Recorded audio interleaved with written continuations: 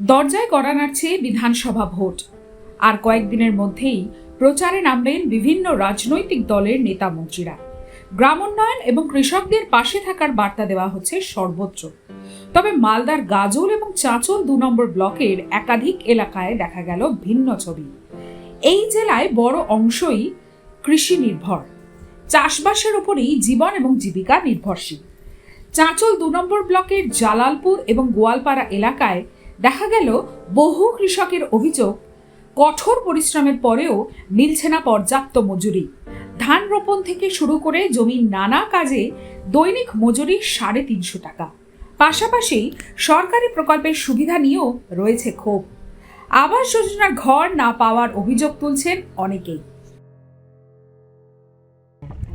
গাজল থেকে গাজল এলাকা। তো আপনারা মোটামুটি কজন আসেন দিদি? গাড়িতে আসেন? গাড়িতে আসছি। সকালে এসে এখন যাচ্ছেন। কত টাকা করে পাচ্ছেন এই সারাদিন খাটনির পর? কি বলবো রে, ৩০০ টাকা করে, ৩৫০ টাকা করে পাচ্ছি। তো যে পাচ্ছেন যেটা সেই পয়সায় সংসার চলছে? চলে না, ওনা চলছে, চলে না। আপনি বলেন। হ্যাঁ, আপনি। এই যে সরকার যে এত কিছু দেয়, বাড়ি, আবাস যোজনার বাড়ি, আপনারা বাড়ি পেয়েছেন? পাইনি তো, টাকা তো খাইয়ে নিল সব পঞ্চায়েতে। বাড়ি পাচ্ছেন না আপনারা? না, ওই নিজে আমরা পুকুর থেকে খরচা করছি, খাচ্ছি। ও বাইরে থেকে সব যায়, ছেলেগুলা, 2টা ছেলে বিদেশে কেরালা, ওখান থেকে টাকা পয়সা আনি, তাই ঘর বাড়ি উঠাচ্ছি। না না, চলে না, কিছু চলে না। তো ওখানে যারা জনপ্রতিনিধি আপনাদের এলাকায়, মেম্বার, প্রধান, তাদেরকে বলছেন না?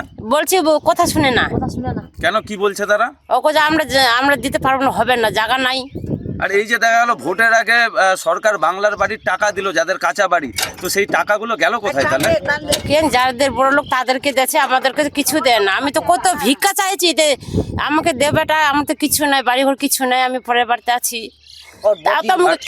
জমিতে যে সারাদিন কাজ করছেন, কত টাকা মজুরি পাচ্ছেন? ৩০০ টাকা পাচ্ছি। ৩০০ টাকার ভিতরে ভাড়া যাচ্ছে 50 টাকা, আর 270 টাকা করে পাচ্ছি। সারাদিন শেষে 270 টাকা পাচ্ছে। আর ওদের কিনে খাই, ফের বাচ্চাদেরকে পড়াশোনা, লেখাপড়া, কাপড় চোপড়, কত গেলা লাগে, সব কিছু লাগে, চালাতে পারছি না।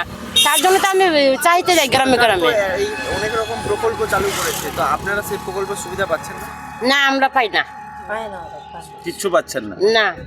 তাহলে এই তো এখন সামনে ভোট আসছে, সবাই তো অনেক কিছু বলবে, প্রতিশ্রুতি দিবে, তাহলে আপনাদের কথা কেউ ভাবছে না? না, কথা শুনে না, শুনে না তো। আমার তো বাড়িটাও নাই, আমি তো দিদির বাড়িতে আছি। কৃষক ও শ্রমিকদের এই দুরাবস্থার জন্য শাসক দলকে নিশানা গেরুয়া শিবিরের। যদিও অভিযোগ অস্বীকার করে তৃণমূল নেতৃত্বের দাবি, সরকার কৃষক ও প্রান্তিক মানুষের পাশে রয়েছে এবং বিভিন্ন প্রকল্পের সুবিধা পৌঁছে দেওয়ার কাজ চলছে। সারের কেমন দাম এখন বাজারে? সারের বর্তমান ইউরিয়ার দাম 400 টাকা পার প্যাক। তাহলে কি কালোবাজারি হচ্ছে? কালোবাজারি হচ্ছে। আমি নিজে কিনলাম, এক দোকানে গেলাম 400 টাকার থেকে 10 টাকা কম দেবো না, ফের অন্য জায়গাতে গেলাম 360 টাকা। মূলত আপনাদের কৃষিকাজ করে কি সংসার চলছে?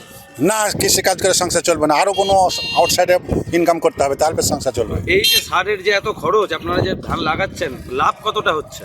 লাভ কতটা হচ্ছে, আর নিজস্ব জমি ফেলে রাখতে পারছি না, লাভ হলো করতে হচ্ছে, লস হলো করতে হচ্ছে। তো এই সারের যে কালোবাজারি চলছে, আপনারা প্রশাসন, সরকারি আধিকারিক এদেরকে জানান না বিষয়টা? কে প্রশাসন এটা জানাতে যাচ্ছে? আর আমি একটা ব্যাগ সার কিনবো, আমি প্রশাসনকে জানাতে যাবো? প্রশাসন কি আসছে আপনাদের খোঁজ খবর নিতে? না, আসে না। কৃষকদের খোঁজ খবর নিচ্ছে না? না। তো বলছিলাম, এই যে রাজ্য সরকার কৃষক বন্ধুর টাকা দিচ্ছে, সেই টাকা দিয়ে কি আপনাদের শুধু সংসার চলবে? এই টাকাতে সংসার চলে, কৃষক বন্ধু 5,000 টাকা, 2,000 টাকা, আমি তো মাত্র 2,000 টাকা করে 4,000 পাই, আমার সংসারে 50-60 হাজার টাকা খরচ হবে। তো তাহলে এখন চাষিদের কেমন পরিস্থিতি এলাকায়? এখন চাষিদের পরিস্থিতি খুব ভালো নাই, যে সারের দাম, যে বীজের দাম, যে বিষের দাম। আচ্ছা, 26-এ একটা বাজেট পেশ করেছে রাজ্য সরকার, যেখানে বিভিন্ন টাকা বাড়িয়েছে বিভিন্ন প্রকল্প দপ্তরের আধিকারিকদের। সেই জায়গায় দাঁড়িয়ে আপনাদের চাষিদের কথা কি ভেবেছে? খবর তো শুনছি যে চাষিদের কথা কিছু বলছে, ওটা তো কি যুবসাথী, ওটা তো যুবকদের জন্য, আপনাদের জন্য কিছু করেনি। আমাদের জন্য কৃষক, ওই কৃষক বন্ধু, এটাই যথেষ্ট। ভোটের আগে প্রতিশ্রুতি আবহে মালদার এই অভিযোগগুলি নতুন করে প্রশ্ন তুলছে।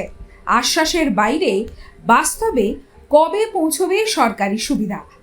এখন নজর প্রশাসনের পরবর্তী পদক্ষেপের দিকে। আমরা চাই যেন সরকারের বিভিন্ন যে সুবিধাগুলো রয়েছে সেগুলো আমরা যেন পাই।